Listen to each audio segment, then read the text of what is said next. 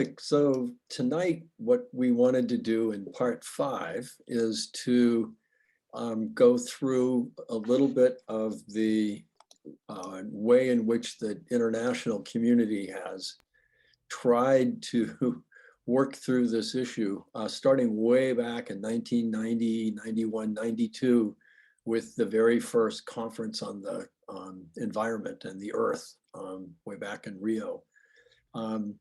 Next week, the last meeting, what we want to do is pick up the carbon budget, not to get too technical, but to talk a little bit about, what is the carbon budget?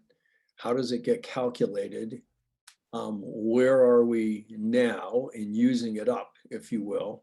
And then we really want to spend a good portion of time next week also, to the extent you folks want to, about kind of what can we do collectively in small groups and so forth.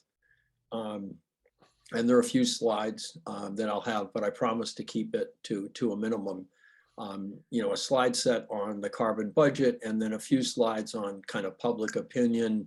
One slide I like a lot that shows what people think are the most helpful things for the climate, and then, kind of turn that upside down and say, well, what actually is most useful for the climate?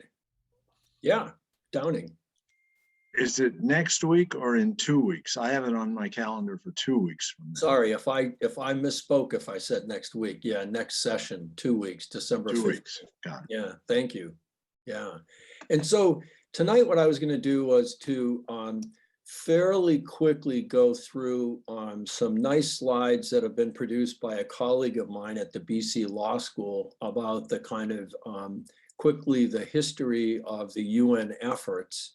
The purpose of that is to get quickly to the Glasgow COP and talk a little bit about what happened there, a little bit personally about what it felt like to be there, which is a little bit, emotionally overloaded, and then have a discussion on that. And then Joe Manning, who has a long experience with the Sierra Club and then several years also with Ceres in Boston, now finishing up his law degree at BC, was going to talk to us at 8:15 about the role of civil society groups, environmental organizations, and how they get involved in climate and advocating for the climate.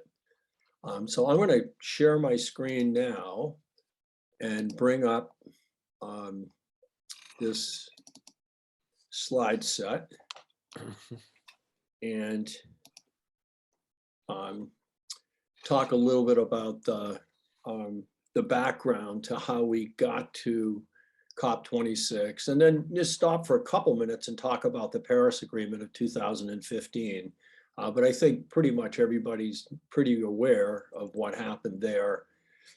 Generally, of course, what happened is goes back to the Rio Earth Summit way back in 1992, when the UN conference was first put together, and the so-called UNFCCC, which is the Framework Convention, which pretty much every country joined. It's a separate treaty. It basically says that we're all working towards preserving the climate.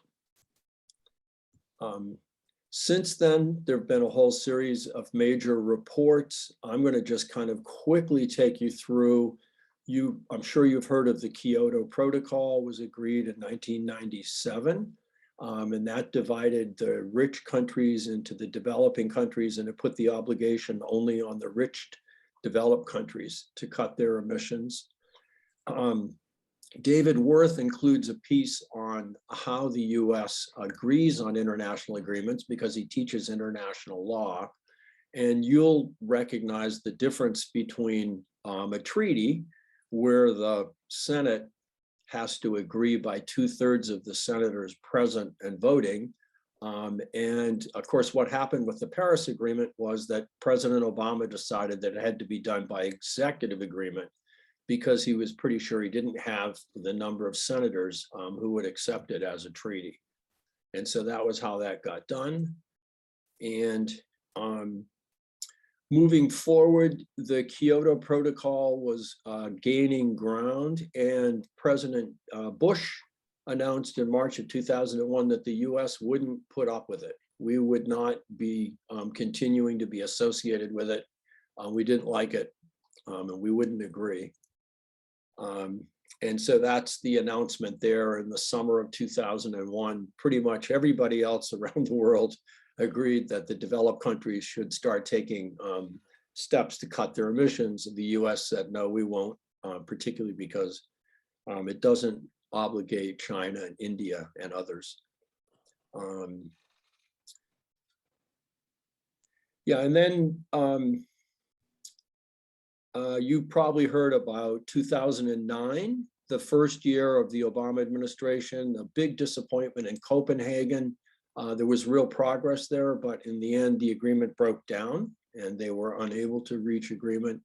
And then major COPs since the Durban platform, and I think Joe Manning just joined us, and he probably goes back even before the Durban one, where in fact, he was giving a lecture to my class that he was in, I think in 2012 from Doha. But Durban was important. Doha was important. I'm going to talk a little bit about in a minute in a summary slide about why these were important. And then of course, Paris in 2015. This is what I would say were the major milestones along the way. Very briefly, again, not to spend too much time on the history, that the Kyoto Protocol went into effect for the European countries mainly in 2005 without the US. They agreed to cut their emissions 5 below the level that they were at in 1990. The Cancun and Durban meetings were important because in Cancun, it was agreed that the world should keep global warming below 2 degrees C. And Durban was important because everybody agreed that the developing states, as well as the developed one, would have responsibilities.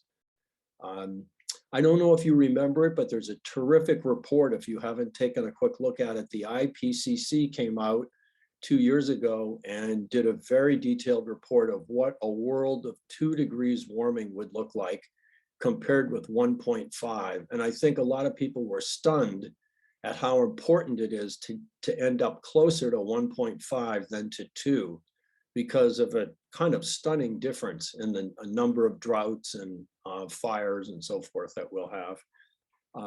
The meeting in Poland was important in developing the rules to implement the treaty. And then, of course, most recently, Glasgow. Again, you know, David Wirth has outlined the Paris Agreement in great detail. You guys know the history that Obama decided to do it as an executive agreement that allowed Trump to pronounce that the US would be withdrawing. And just as the election was to be held, the US actually exited. And then of course, a couple months later, President Biden announced that we'd be rejoining. The most important thing along the way, though, was President Trump pulled back from most of the major domestic steps that Obama had promised in order to meet our commitment.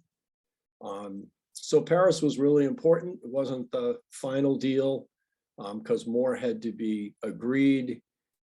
And you all know the general structure. Instead of like the Kyoto Agreement, which binded nations to particular emissions cuts, the Paris Agreement says, no, each country submits its own individually determined or nationally determined emissions cut. Yeah. And I want to then skip past Paris quickly. And so this most recently is what the Biden administration, of course, has committed to, is roughly a 45% reduction in emissions by 2030. No, I'm sorry, the Ipcc said that the world needed a 45% reduction. The US committed to 50 to 52% reduction. Of course, the big question now is how are we going to get there? So we haven't seen all the steps yet from the Biden administration that would get us there, but they're working hard on announcing them and figuring out how to actually enact them. Yeah, okay, so just check my time here quickly. Yeah, okay, we're doing pretty well. So Glasgow, a couple weeks ago.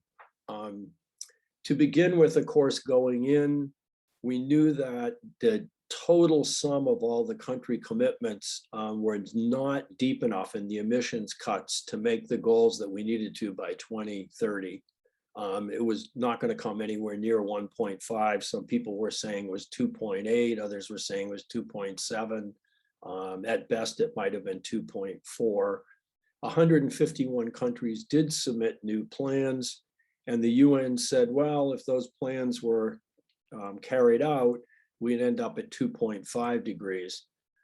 Then a number of other commitments were made alongside the COP. And in the end, a number of experts have said, well, if those were all fully executed, we might end up at more like 1.8 or 1.9 degrees. The problem, of course, is they will not be all fully executed. The big events, if you want, at Glasgow was we finally agreed on all the rules under Article 6 to implement the Paris Agreement. We agreed on common timeframes so that each time there's a new nationally determined contribution, it should be set up for a 10-year period looking forward. And we agreed that each of those national submissions should be done in a common framework using common tables that can be compared to each other accurately. You also heard for sure in the news that President Biden led a group of countries that made a major commitment to cut methane emissions. There was also a large separate agreement to halt forest loss. A nice agreement by a lot of corporate actors to reach net zero by 2050, and so forth and so on. More specifically, just briefly, the methane agreement was to cut methane emissions by 30% by 2030. The forest loss was to halt and reverse forest loss by 2030. India announced it would do net zero emissions as a target by 2070. That was brand new. Yeah, and so those were the major elements of the COP. Overall, again, if all of those elements were fully implemented, we would end up below 2 degrees C. The problem is that we don't see all of the steps yet that countries would take, including the US, to actually implement all of those. Some countries are particularly weak in what they submitted this time. We're expecting that China will soon probably do better. We still have to wait for Australia, Brazil, Russia, really important actors to do more. But in general, it's agreed that all countries will submit an improved emissions reduction commitment by the end of next year. So that at least is agreed to. And in the end, there was actually a stronger commitment to trying to stay close to 1.5 at Glasgow than there was even at Paris. Finally, you all heard the news, the very last couple of hours of the very last day on Saturday, both China and India came together and said, well, we just cannot agree on phasing out coal, but we will agree to phasing down unabated coal.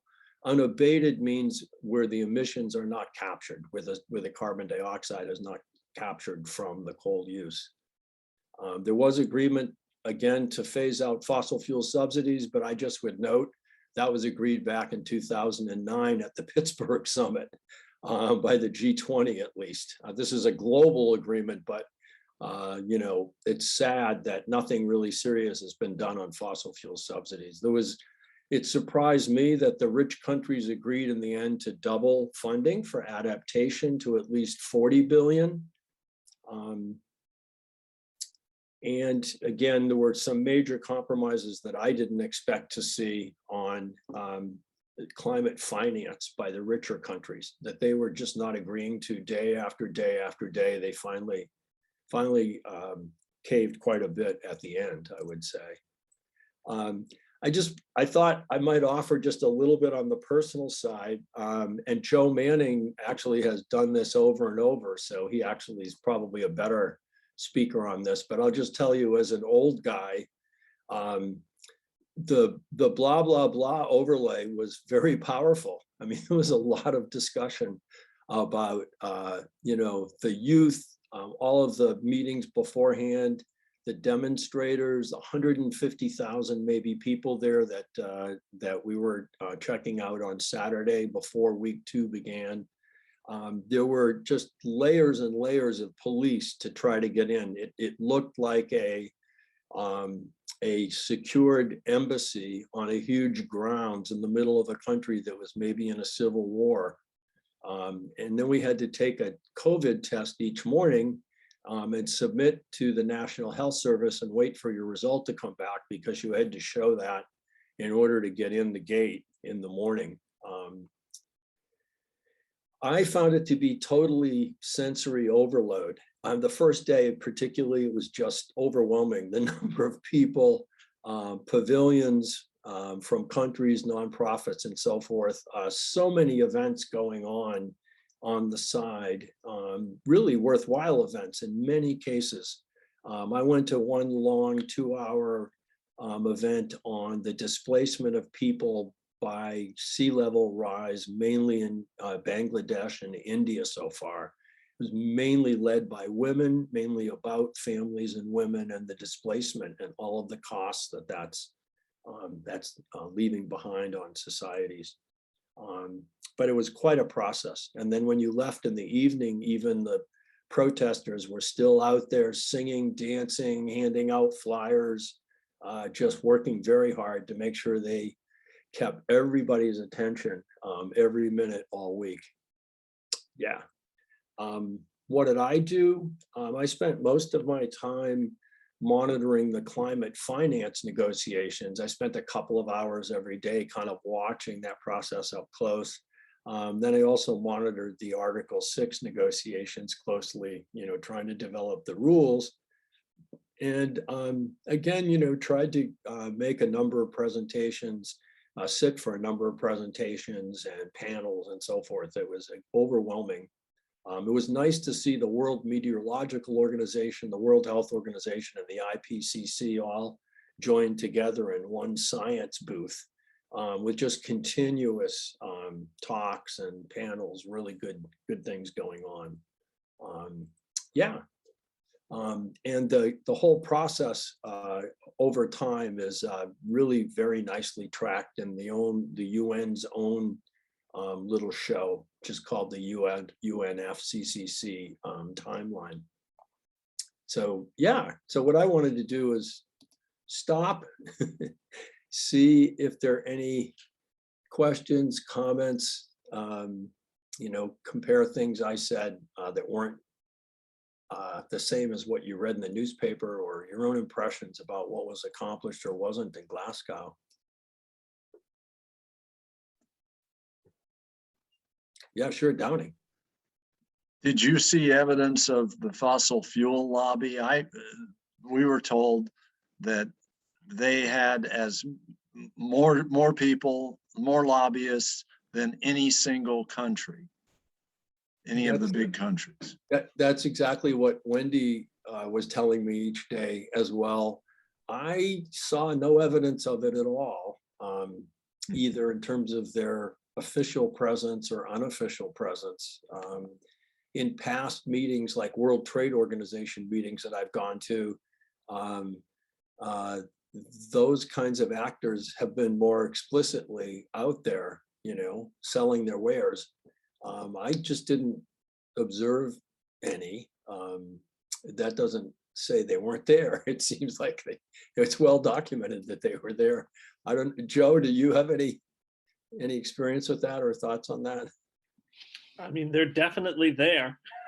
They definitely go. But I think they tend to, particularly in recent years, try to play a more background role and be less visible. But we know that the fossil fuel industry lobbies heavily national governments, and they track heavily what's going on here. at the climate negotiations. So I don't know what their sheer presence is, but when you think about the number of people they give badges to, probably easy for them, even if they have a massive delegation all in all, to be lost in the crowd of suits. Because there's 20, how many badges they give out this time, David? Normally they give out somewhere between 20 and 30,000 Yeah, badges. that's Um, about the number that got yeah. announced. Yeah. Yeah. What else? Yeah, Dave, from 2 weeks ago, Angelo talked very clearly about the Amazon and deforestation, and I just kind of wondered what your thoughts were on where that could be going and what kind of, how many countries would be involved in deforestation, and what kind of commitments they were making. That was particularly interesting. Brazil spent what I have to assume is the money on a huge pavilion. It looked like something you couldn't possibly miss, both in size and color and activity. And of course, until just the last few months, Brazil has, under the Bolsonaro government, has been one of the, not that the US can talk, but it's been one of the worst actors, and just a disaster. It was the case, from the presentation that he gave us, that the degree of deforestation was much higher before. So getting worse under Bolsonaro has gotten nowhere near the level of loss that occurred in earlier years, but that doesn't make it any better, right? So I guess there were some positive signs talking to people in the Brazilian, pavilion. The government clearly is embarrassed. They're mainly probably just doing public relations, but there are some specific steps that they've committed to in the last few weeks, probably in order to have something to say in Glasgow. Mhm. And of course, there was the big multilateral agreement to halt, forest loss and land degradation by 2030, and that requires a whole series of steps between now and then in order to make that happen.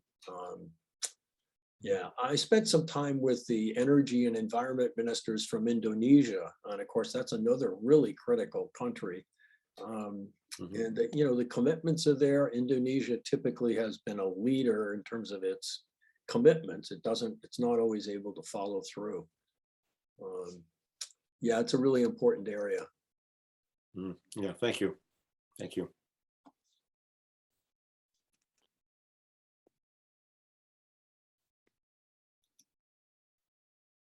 Sure, Alice. In addition to young people in the crowds of demonstrators, what formal opportunities were there for younger people to lead, exert leadership, or give speeches or whatever in the formal proceedings? So that's interesting. They divide the show into the blue zone, which is where all the massive barriers and police presence is. And then on the other side of the town, not that far away, is the green zone. And to get into the green zone, you also need to have registered generally, and be recognized sort of who you are. But a lot of the activity that's more open-ended like that is going on in the green zone. Wendy spent some time there. She was able to go in the last 2 days. They dropped the requirement for credentials in order to make it more wide open for people to just, not to walk in after security check. And so, it is a good opportunity. It does get a lot of attention. There are a lot of people there. The difference, I guess, is that, they're not in a position to directly lobby the delegates that are there from all over the world. So the only direct connection you'd have with government delegates would be when they're walking around the green zone, and you would recognize their name tag. Do you want to say something about that, Joe, or?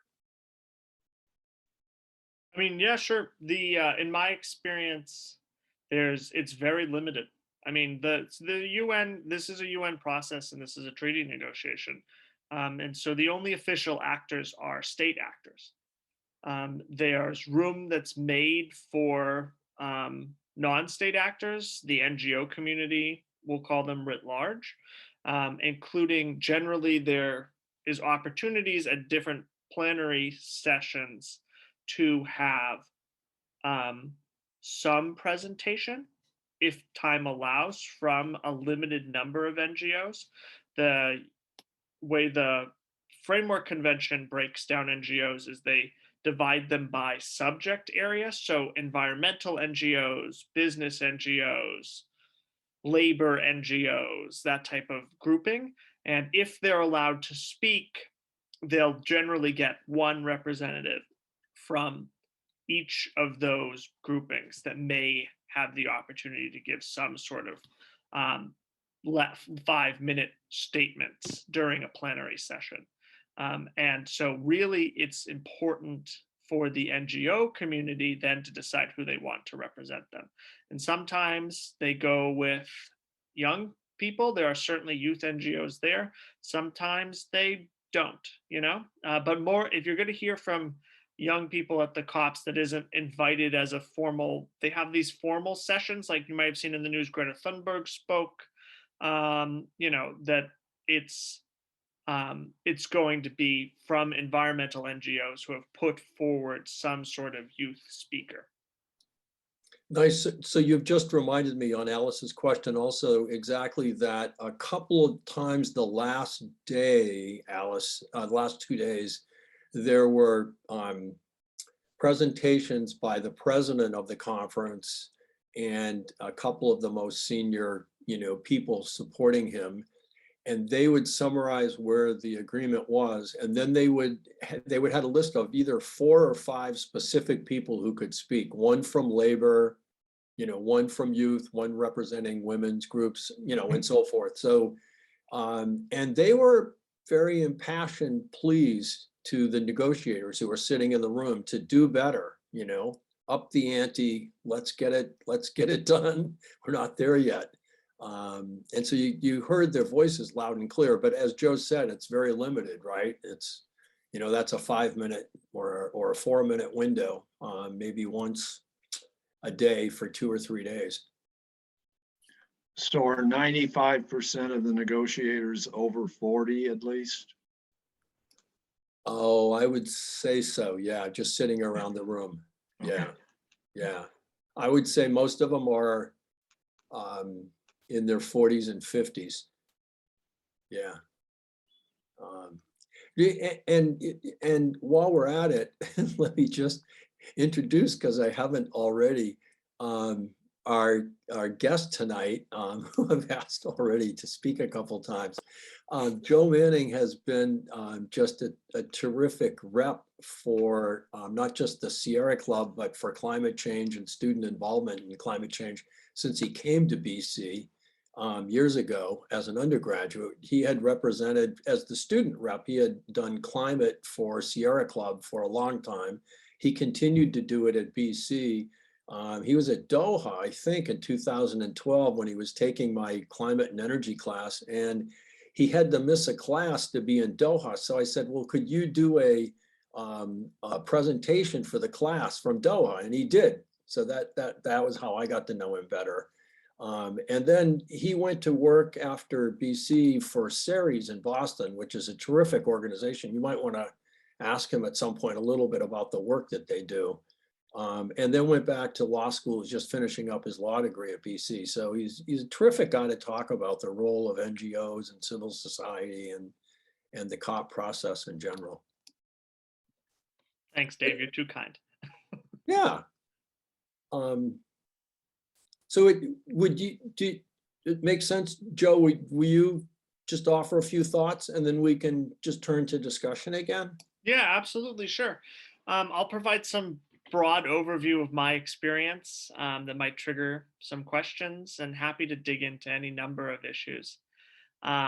So as Dave said, I represented the Sierra Club for 5 years at the UN climate negotiations, 4 of which I helped organize. I led the organization of our youth delegation there.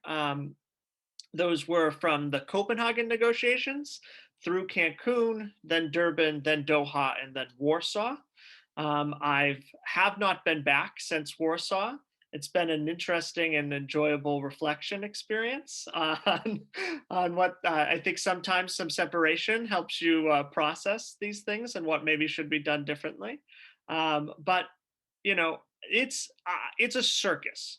Dave described it rightly as a show, and it really is. It's a circus. There tends to be 20 to 30,000 people who are official not observers, official delegates, which those are grouped into observers and then negotiators, basically. So you can tell everybody gets a little badge. You can tell what they are based on the color at the bottom of the badge. You have to wear it at all times to get in and to walk around. And the pink badges are all the government representatives, so it's easy to track them down in the lobby or in the bathroom, wherever you get the chance to harass them. And the yellow badges are observers, and there's a few others for staff of the secretariat and things like that. So that's how they break people up. And they're held in these massive convention centers generally. And yeah, there's these country pavilions where countries are giving their presentations, and it's almost like a sales pitch about how great we are. Saudi Arabia is always giving out flash drives and things that you should never take and put into your computer. And throw it out, Dave, if you got one. But the process is broken down into tracks.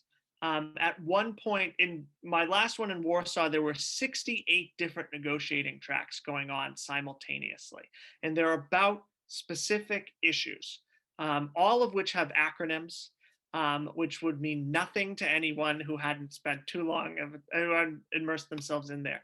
But there are things like deforestation, which is called RED. Is the acronym that's used, or RED Plus is the acronym that's used in UNFCCC speak. And there's technology transfer, there's carbon markets. There are all sorts of these negotiating tracks that that the delegates are trying to track, trying to figure out how to handle. And it is too overwhelming. I think what we always did at the Sierra Club is we divided up those responsibilities. And we divided them up because we didn't have a big enough delegation to cover 68 tracks between our other NGO partners, and met and got together so that we could keep track of what was going on a daily basis. Because my job when I was there with the Sierra Club was basically to serve as a lobbyist, to try to keep the State Department accountable, that they were actually negotiating good faith to meet what we were looking for, which was what we called a fair, ambitious, and binding agreement. We can talk about if they achieved that in Paris, and whether or not we're still achieving that. But that was our goal. So I helped set our lobbying strategy and our communication strategy with the general public, because there are limited opportunities, as you could imagine, in a negotiation of this size, to actually have prolonged sit-down meetings, the way you might be able to schedule a meeting with your senator or your congressman to give feedback. So sometimes our most effective strategies were to draw media attention to a particular issue. And that's why you see oftentimes a lot of demonstrations, a lot of press conferences. The observers who are there are using a strategy that's lovingly referred to as naming and shaming, to try to get countries to behave differently.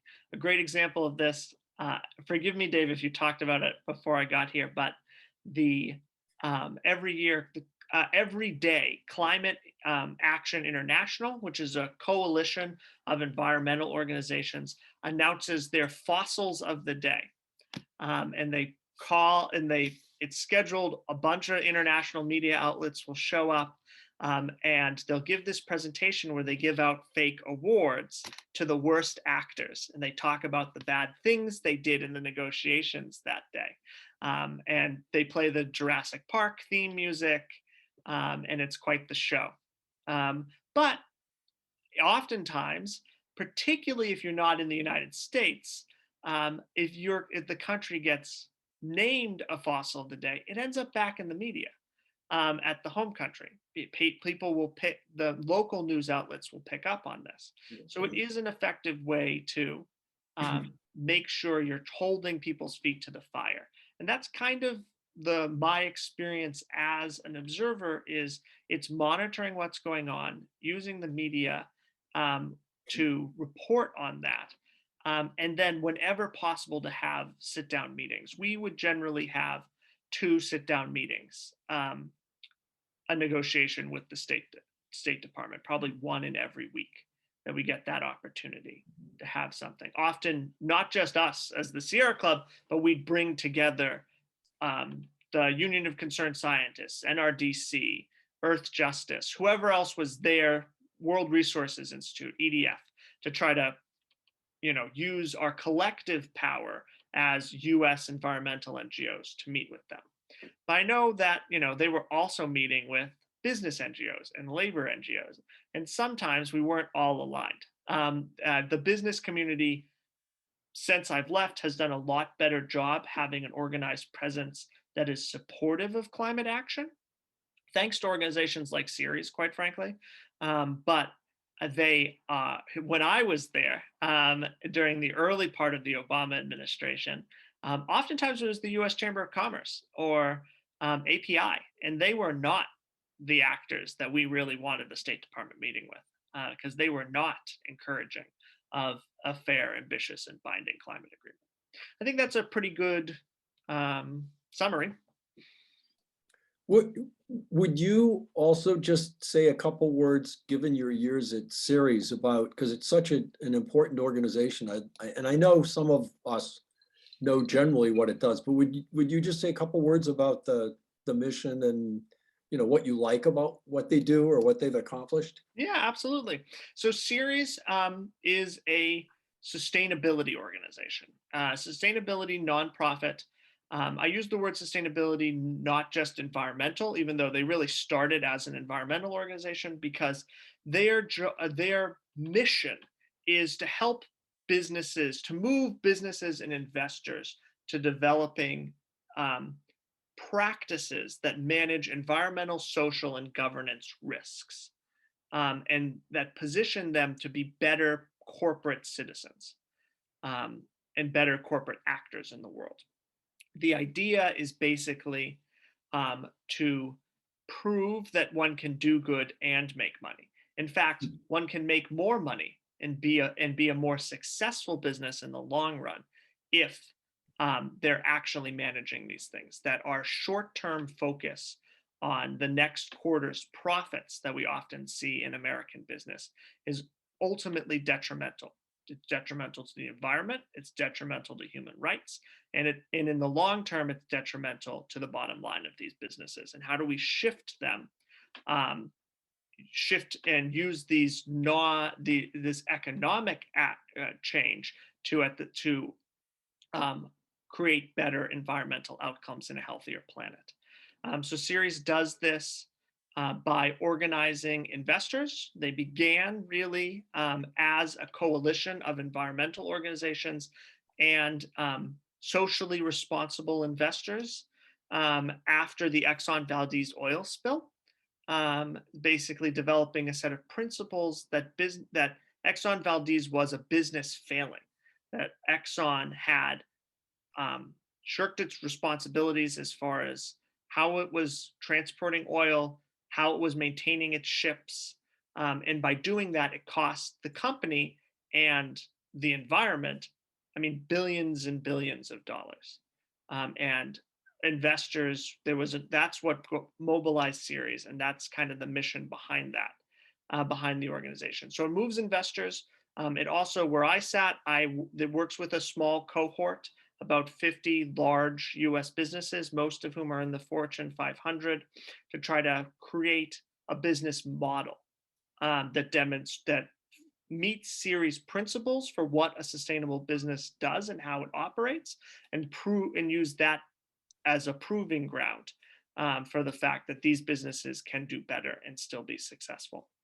And then it finally organizes businesses and to lobby, to conduct policy, and to at both the state and the federal level. That's interesting work. Some of you may remember when it was not Senator Markey, but when it was Congressman Markey back in 2009 and 2010. There was the Markey-Waxman climate bill that never became law. But during that period, businesses started coming to Ceres, businesses that were worried about climate change, and said, the only people speaking about climate change in the business community is the US Chamber of Commerce, and they're not representing us. We don't know anything about energy lobbying, but we need to figure out how to do this. Can you help us? And that's how Ceres started getting involved really directly in the policy work. So those are the three angles that Ceres approaches this type of work from. Well, that's pretty cool. Thank you. Yeah. I mean, my impression, the way I describe it is you kind of reach out to companies that are in the mid zone. They're not the real bad actors, and invite them in and then try to show them the practices and activities of the even better actors. I mean, is that also roughly kind of the way it works? Yeah, absolutely. So we have the better actors who tend to be the Ceres company network members. And then the investor advocacy that Ceres helps coordinate on those middling actors. I mean, obviously on the really bad actors, but if they're not, the really bad actors, let's be honest, aren't complying. And if you're not complying, that's a whole nother set of problems. But how do you get the people who are just complying, they're doing nothing more, to step it up and to go beyond compliance? Yeah, cool. Well, so let's just completely open it up and, Can you give some can you give some examples of companies on either on your top rung or your middle rung? Yeah, well, I mean, so interestingly enough, like I would look at a company like Pepsi. They're a big company, obviously, but on the climate front, they're actually probably one of the most progressive actors when it comes to how are they adapting their supply chain to mitigate climate change? How are they incentivizing new carbon sequestering farming techniques and practices? How are they?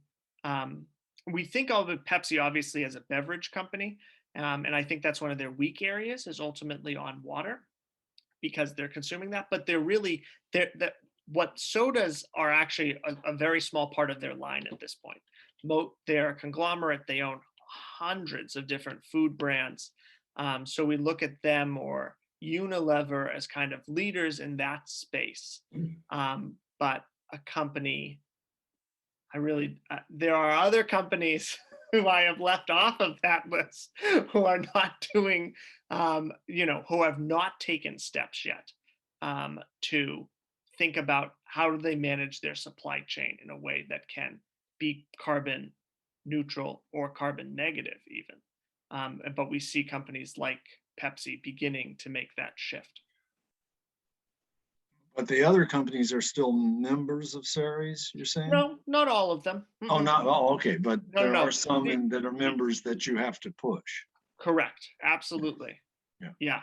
Okay. So Ceres members have committed to a number of things, that they're going to have sustainability targets, that they're going to meet with us regularly, that they're, going to ratchet up their ambition. And Ceres does a good job that if you don't meet those commitments, they'll drop you as a member.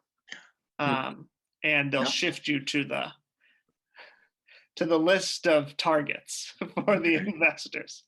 Because many years ago, I saw a list and Sunoco was on it, which really surprised me. Are they still with you? I don't know. They were. They're not. Okay, I can tell you that because they weren't they there when either dropped or Sunoco was were not a dropped. member when I was there. So Okay, so they either dropped or were or were dropped. pushed out. Yeah. Okay. Last I knew, that would be tough also because a major part of their portfolio is refining, and refining is the, rear end of the business that Hmm. maybe most of all needs to be cleaned up. I have a Yeah. question about, is there any relationship between being a member of Ceres and B corporations? So there are B corporations who are members, but there's not a requirement to be a B corporation. It does, if people don't know, B corporations, well, B corporations itself designates that they're a member of the B Corporation Coalition, but B corporations are benefit corporations, which is a type of a way businesses can be incorporated in certain states. There are 39 states that allow benefit corporations as a form of incorporation. And the benefit corporations have the obligation, in addition to making money for their shareholders, they have an obligation to provide some sort of societal benefit. And as part of their incorporation, they name what those benefits are going to be. And then their directors and the executives have to make business decisions that serve those benefits in addition to making decisions that make money. Right, and they also have, like it sounds like Ceres has, you can be designated a B corporation, but then you can also fall from grace. Sure, absolutely, Yeah, yes. you have to. And some of them do. Yeah, they do. And there's actually a website for buying things called Done Good. Have you ever heard of that? I haven't, no. Well, it's Done Good is if you're looking online rather than shopping on Amazon or something. All the Done Good companies listed are B corporations. And some of the ones that I'm familiar with, Patagonia is a B corporation and has been for years. And there are other ones as well. And I believe that as part of their mission statement, they need to have, what you said, they have to have some kind of societal benefit. And their shareholders know that about them and hold them accountable to that part of their mission statement. Right. Oh my goodness, how we need alternatives to Amazon. Yeah. Yes.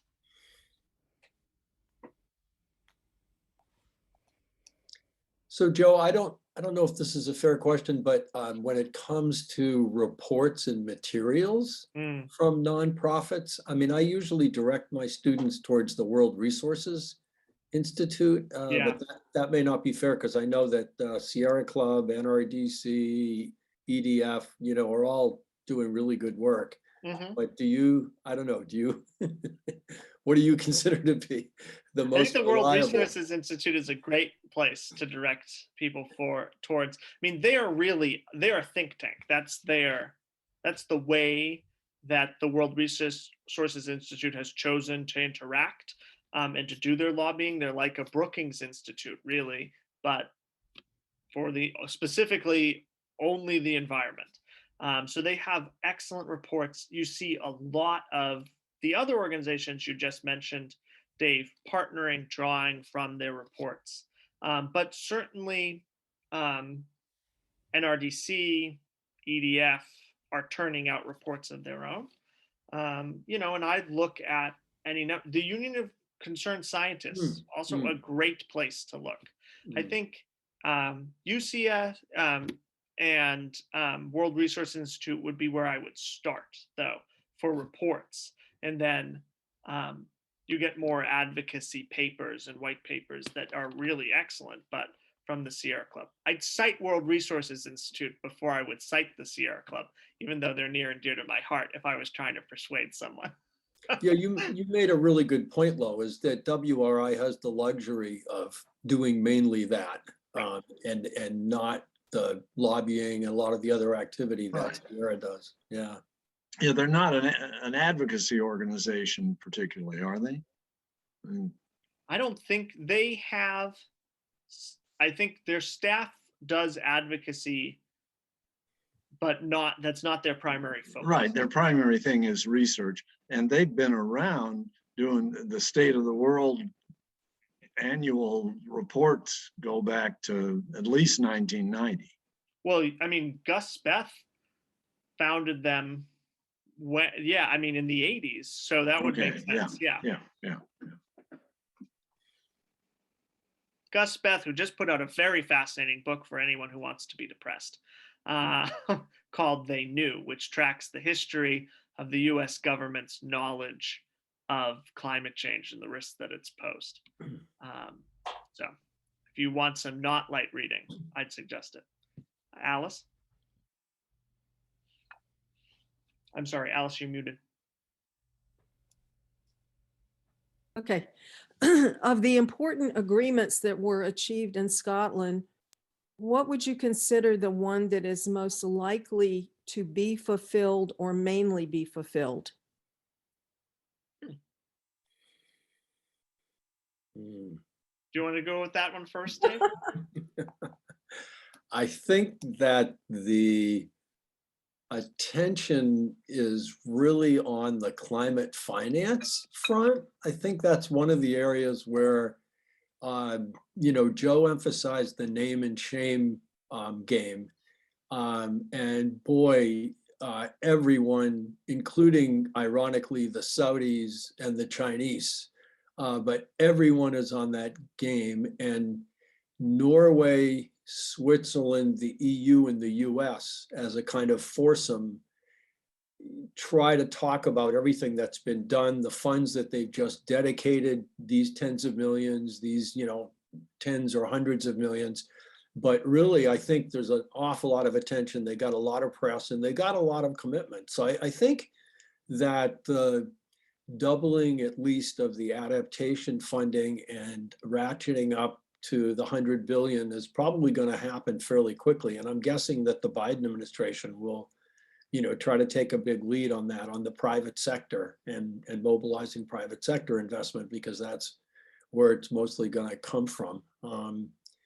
What else? I would guess, Dave, that the methane one is probably, I mean, only my skepticism is that a 30% reduction in methane is not unreasonable.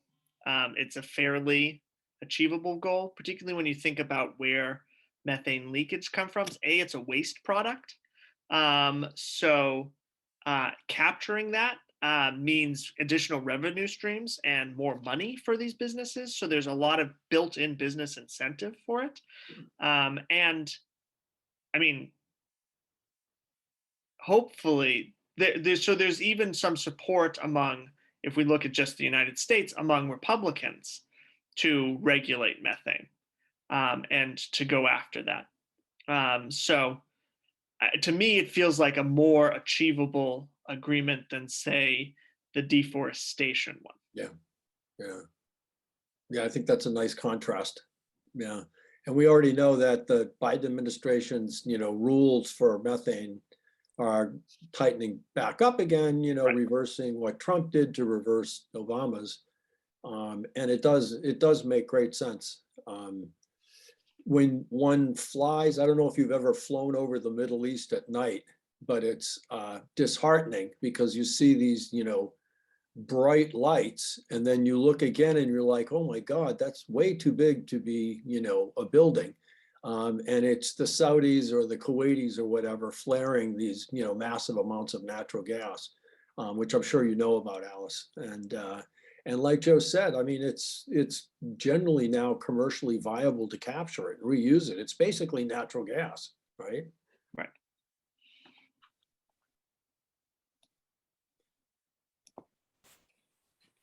I had a question about how is the final sausage put together with the 68 tracks?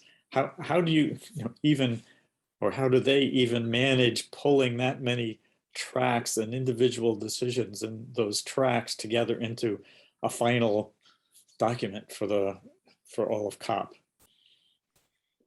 Well, most of the time they don't. So the tracks produce negotiation language. So the tracks are broken, they're organized into working groups. The working groups produce, individual language on a particular issue.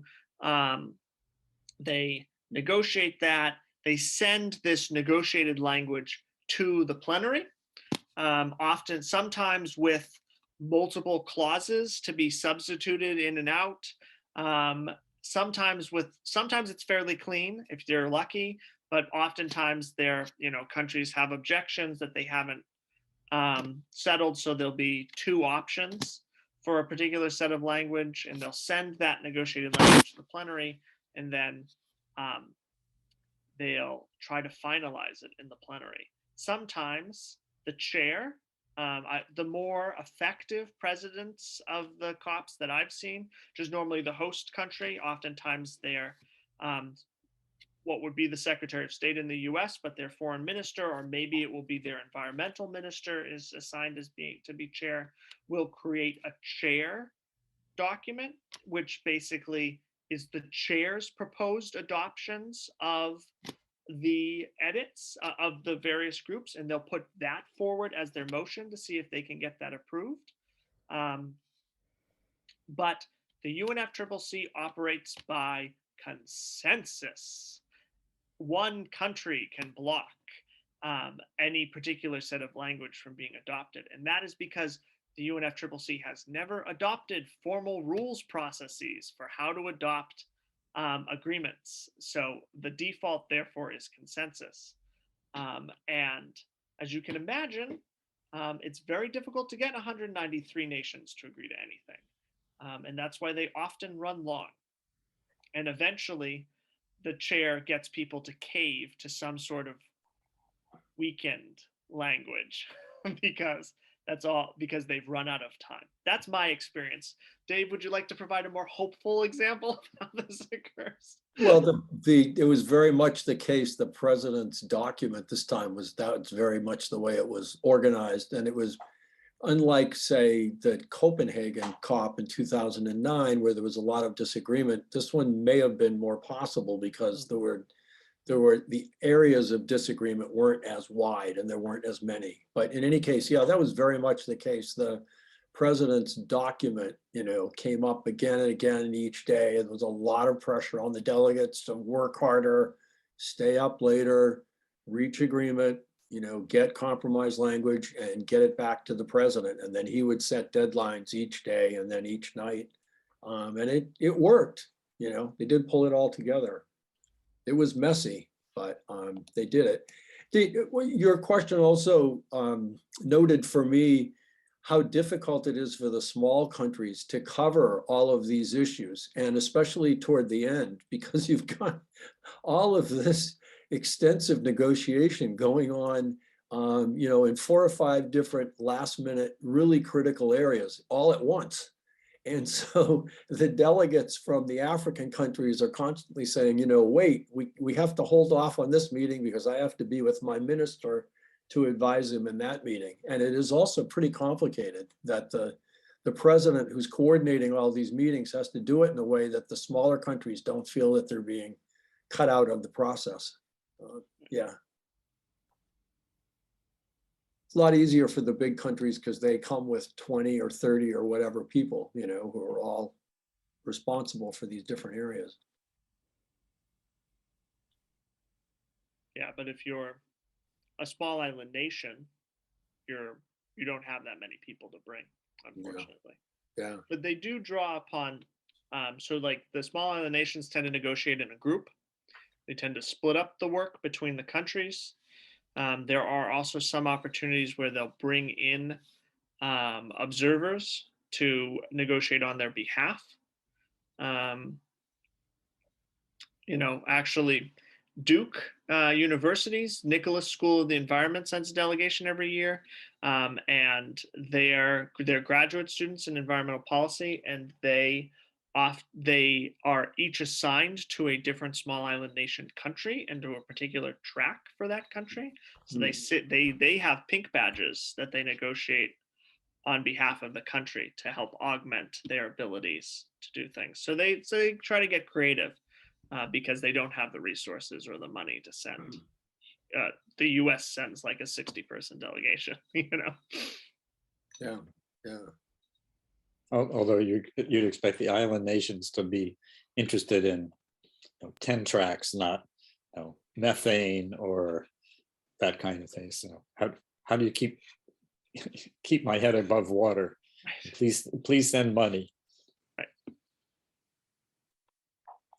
Yeah, it's pretty dramatic when any of the small island nations speak out in the meetings. I mean, and that's exactly what they're saying is, save our population, save our culture.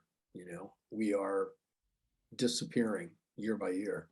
I mean, it took them years, but the reason we have 1.5 as a target is because of the small island nations. I mean, they were the early, back in Copenhagen, they were pushing for 1.5 and everybody was ignoring them. And today they've really successfully, through demanding Ipcc reports, through lobbying, have managed to shift that conversation to that being the safer target than 2.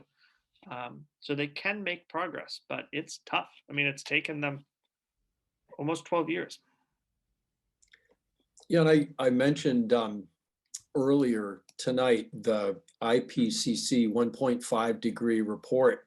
If you get a chance, you don't really have to get far down into the technical details, but if you just look at the key tables that come out of that 1.5, what is it, late 2018, I think, when it came out. Yeah.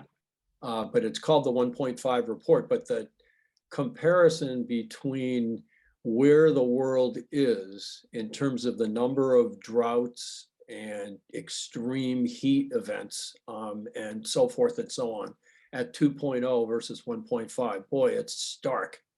It's, you're looking at multiples of 3, 4, 5 times. So it looks like a small difference. And the negotiations at some point, you throw up your hands and you say, well, pretty much a lot of the scientists that I meet with at MIT regularly are like, there is no 1.5 anymore. But the difference between 1.6 or 1.7 and 1.9 is huge. So that IPCC report is really, I think, pretty cool. Joe, the other thing I thought people might be interested in is not that you're in the business of guiding people where to volunteer, how to volunteer, where to write checks to. And you've kind of already said that, but in addition to my contributions to National Public Radio and usually Union of Concerned Scientists, I mean, I guess you've already said, where are the leading organizations? If you're really concerned about climate, where would you focus your attention? Who would you support? Well, I mean, I think there's a lot of great organizations out there. I would agree with the Union of Concerned Scientists is a favorite of mine. I love NRDC. I think they've proven, I mean, they always have been, but they've proven in recent years to be a particularly effective advocate. And to have, particularly when there aren't political leaders who believe in climate change, they've been particularly effective on the lawsuit side of things, which is always helpful. And I do love the Sierra Club. I think it's a great organization to volunteer for. There's a chapter here in Massachusetts, which is a great place to get involved. I mean, I would remind everybody what Tip O'Neill taught us, which is that all politics is local. And that applies even to international negotiations. The reason we haven't seen more progress on the international front is that we do not have domestic backing for that type of progress. And it's in the US, but it's in Australia, it's in other countries. Countries are responding to their domestic concerns and how they prioritize this. So unless we build the type of social movement that we need in order to push Congress to prioritize environmental issues, it's going to be very hard to make significant progress on this front at the international level. And it's therefore going to be very hard for the US to convince countries like India or Brazil or China, who have substandard and NDCs at this point, to up their action.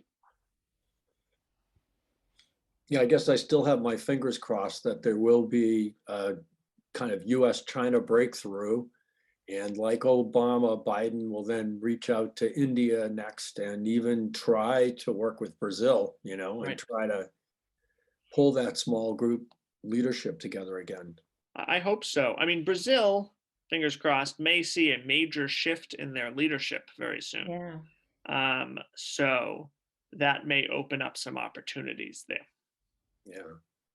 Clean out the swamp, as somebody said one day. Yeah. Anything else for Joe? Alice. Alice? Well, what do you think about working from the bottom up? And I ask this because I'm a member of one of those organizations. It's a very local organization called Mothers Out Front, and I'm Yeah. sure people have heard about it. I'm in Arlington, and we've actually accomplished a huge amount, and we have a very good state network, and it's really growing from throughout the country. There are plenty of other organizations that are working on the very local level. So I'm of the belief that offers some hope. I mean, I don't think it can do the full thing, but that along with other efforts, all the local efforts or state level efforts can really help. Yeah, I agree. I mean, I began my involvement in the environmental movement doing community organizing. So I'm, grassroots campaigns. It's how we build power. The last time we had a major shift, if we think about it, the history of the environmental movement, we think about, when was the last time we had significant development in environmental law? We're talking the early 1970s here. And that was really spurred by Earth Day and the Earth Day movement around that time. We had on the first Earth Day, there were 20 million people who showed up. They weren't all in Washington, D.C. They were in their local communities, but 20 million people came out to events. At the time, that's 10% of the United States population. We have not seen the environmental movement engage effectively that many people or that diversity of people since then. And until we get back to mobilizing people on that level, I worry that we are not going to be as effective as we can be in addressing our modern environmental problems. Yeah, I would say here to that. Because that figure of the 20 million, we thought that the march in New York was fabulous when it had 400,000 in 2015. 400,000 is 2% of 20 million. Okay, so kind of put that in perspective. And the other organization I would throw in, because it's the one I'm involved with on the state level, is 350 Massachusetts. Yeah. There are about 20 or 25 state organizations, and they're all affiliated with 350.org, which is actually international. Right. And so really is an important player that way because of that it stretches all over the world.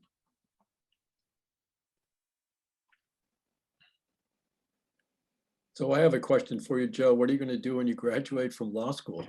Well, so I have graduated. I graduated today. I'm embarrassed. No worries. It's been a wild time. I graduated in May, and I'm working as a law clerk for the Chief Justice of the New Hampshire Supreme Court. And then after that, I will be going back into, hopefully with great experience and skills, to public interest environmental law. So we'll see who will hire me.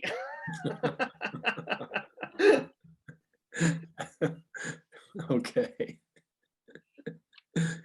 Well, unless there are any other pressing questions, I think that I just want to thank you very much for taking a lot of time tonight and joining us. It's been great fun. Well, thank you guys for having me. It seems like a great series you guys are organizing. So I'm glad I could come and hopefully share some insights. Yeah, good. Yeah, Thank you very much. Thank you, Joe. Thank you very Really much. appreciate it. Yeah. Good night, folks. Night. Okay, good night.